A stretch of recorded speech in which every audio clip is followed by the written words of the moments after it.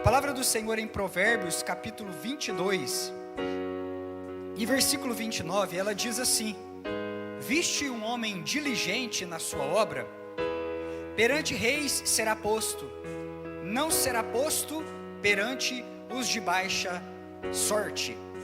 Queridos, nós temos esta palavra vinda da parte do Senhor, o nosso Deus, para as nossas vidas. Durante o começo do ano é comum nós fazermos planos, é normal nós fazermos planos. Todos nós estabelecemos metas, olhamos a jornada para a frente e nós planejamos alvos, colocamos nas nossas metas do ano muitas coisas. Isso é um ato de fé, é um ato de disciplina, também é um ato, acima de tudo, de caráter, porque é importante nós planejarmos. Lucas 14, do 28 ao 30, Jesus estava exortando a respeito do bom planejamento, quando ele falava a respeito daqueles construtores que planejaram, ou não planejaram tanto a respeito daquela torre que almejaram edificar, e no meio do caminho a torre ela parou por falta de materiais, por falta de mão de obra. Nós não sabemos o que aconteceu, e a vergonha daquela obra foi grande, por conta do mau planejamento daqueles construtores que deixaram de lado esta disciplina, este caráter e, acima de tudo, os atos ousados de fé. Então nós precisamos caminhar debaixo de fé. Por quê? Porque o futuro está logo ali e Deus já vê. Deus já está vendo. Nós estamos vendo a nossa vida passar diante de nós da calçada de um grande prédio, onde os blocos da vida vão passando, e eles vão se alternando e vão passando diante dos nossos olhos. Mas Deus é onisciente, Ele está no alto e Ele vê o começo do cortejo, Ele vê o meio e Ele vê o final desta procissão, tudo que está passando ali naquela avenida. Então, nesta jornada da vida, Deus está enxergando aqueles que estão lá, os primeiros pais, e Ele nos enxerga hoje a igreja triunfante, mas Ele já está vendo também a igreja glorificada, assentada com Ele nas regiões celestiais. Disso Paulo trata em Efésios, e João enxerga todas as coisas em Apocalipse, no final de tudo, vendo a minha família e a sua família selada, guardada, salva, guardada no celeiro, nas regiões celestiais, na Nova Jerusalém, glorificada para a honra e a glória do nome do Senhor Jesus. Aleluia. Debaixo daquilo que já está pronto em Deus, nós precisamos caminhar com fé, porque Deus já vê tudo pronto, já está tudo pronto em Deus, e nós precisamos nos mover para o extraordinário de Deus que já está pronto para nós como filhos amados. E nesse aspecto, Mateus 25, ele fala a respeito de talentos que são entregues a nós. Por quê? Porque nesta caminhada, Deus está colocando nas nossas mãos talentos, sementes. Deus está colocando nas nossas mãos um encargo. Deus está colocando na nossa mão um propósito de vida. Deus está colocando nas nossas mãos uma missão. Muitos escolhem abraçar a missão, zelar da semente, pegar esta semente, depositar numa terra fértil e fazer com que essa semente multiplique, que ela aumente, ela se torne uma grande e abundante colheita. Mas a parábola também fala de pessoas que receberam este talento e não tiveram uma boa mordomia. Seja esse talento o talento do tempo, seja esse talento o talento do tesouro, seja esta semente a semente do dom que Deus nos deu. Algumas pessoas se acovardaram nessa parábola. Houve um servo intitulado por Jesus de descrente, de mau, de infiel até, que ele escolheu colocar este talento debaixo da terra, que ele escolheu esconder o que Deus tinha designado nas mãos dele. E quando nós pensamos nesse algo que Deus colocou nas nossas mãos, é o nosso dever multiplicar, é o nosso dever potencializar através do trabalho do Espírito Santo aquilo que o Senhor Deus já colocou nas nossas mãos. Então Deus espera que nós sejamos bons mordomos dos dons que Ele nos deu, do tempo que Ele tem nos dado, das oportunidades que passam na nossa vida, porque existem oportunidades, existem ciclos, estações, Kairos, chame você e dê você a nomenclatura que você quiser, mas existe uma oportunidade que passa, e às vezes ela passa, ela vem diante dos nossos olhos, e quando você percebe aquilo, passou, se encerrou, o Kairos fechou diante dos nossos olhos. E naquela estação, naquela oportunidade que Deus às vezes abre diante de nós, nós precisamos ter fé ousada para colocar os pés naquilo que Deus tem nos dado, colocar os pés e abraçar aquilo que Deus tem nos dado, com fidelidade e com sabedoria. Quando nós pensamos na fidelidade, pensamos que Deus é dono de tudo, Deus é dono do nosso fôlego, Deus é dono do nosso tempo, Deus é dono do nosso recurso, do nosso tesouro, do nosso dinheiro.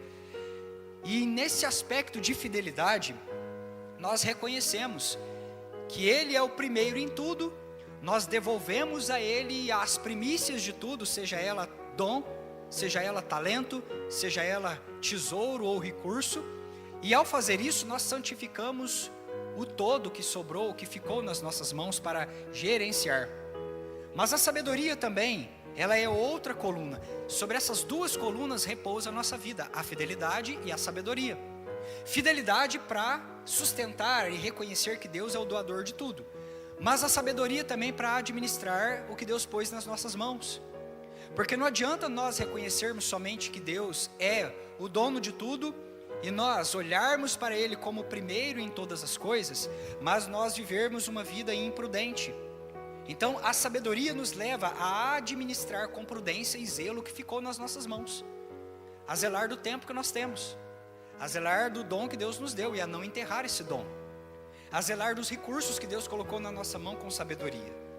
José foi um grande exemplo de fidelidade e sabedoria em cada estação que ele viveu. Lembre-se de José, quando ele estava na família, ele ali foi fiel, e ele foi sábio, administrando na juventude, naquela adolescência, o que Deus tinha dado para aquela estação.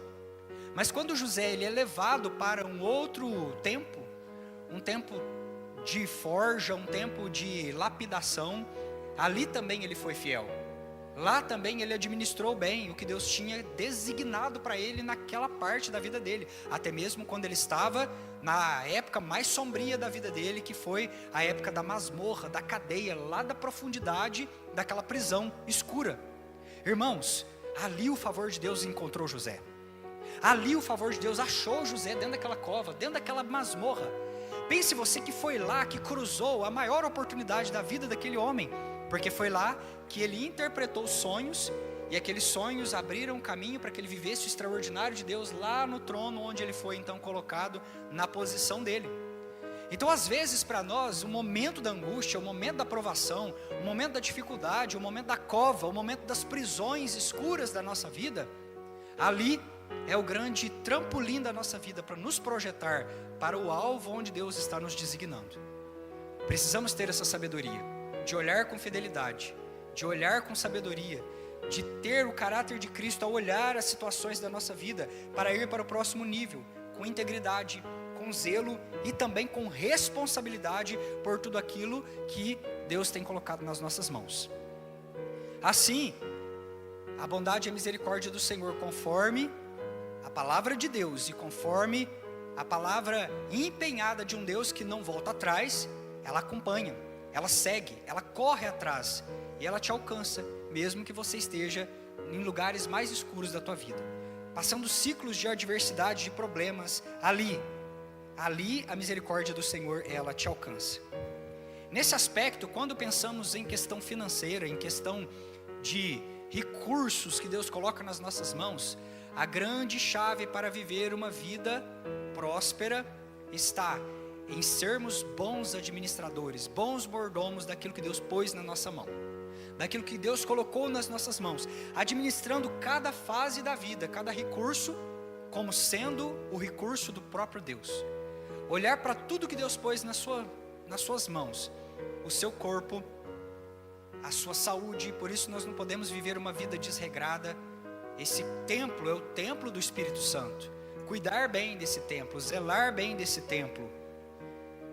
Os recursos que Deus colocou, o dinheiro que Deus colocou nas nossas mãos, zelar disso com cuidado, com fidelidade, com sabedoria, mas também, irmãos, os talentos, os dons que Deus nos deu. Porque aqueles que chegarem diante de Deus no último dia, no grande trono branco, apresentando apenas aquilo que Deus colocou nas mãos, o simples dom que Deus colocou nas tuas mãos, e apresentar para Deus e dizer: Senhor, eu tive medo, eu escondi, eu coloquei debaixo da terra, eu fui omisso, eu não tive fé. Então nós viveremos a amargura de ouvir da boca do próprio Cristo: servo mau, eu disponibilizei para você a palavra e o meu espírito, para que você pudesse viver o potencial, atingir o maior potencial da sua vida e ocupar lugares não ocupados. E você se acovardou, você recuou, você tinha à tua disposição a palavra e o Espírito Santo queimando dentro do teu coração, e você voltou atrás. Irmãos, disso se trata a grande chave para nós vivermos uma vida próspera em todas as áreas da nossa vida. Nós sabermos que a palavra de Deus está disponível a nós, o seu Espírito está disponível a nós para nos guiar nos caminhos e nos seus conselhos, e que nós venhamos a ser forjados à semelhança de Cristo Jesus em sabedoria e em fidelidade, em integridade, em zelo, mas também em responsabilidade com tudo aquilo que Deus colocou nas nossas mãos. Amém, queridos? Fique com esta palavra, fique com esta semente, que o Senhor Deus te direcione ao longo deste 2026, a viver o melhor na sua vida, em todos os planos que você estabeleceu. Sábio é fazer planos, mas sonhos de Deus, eles já estão prontos por intermédio da obra do Cristo. Amém?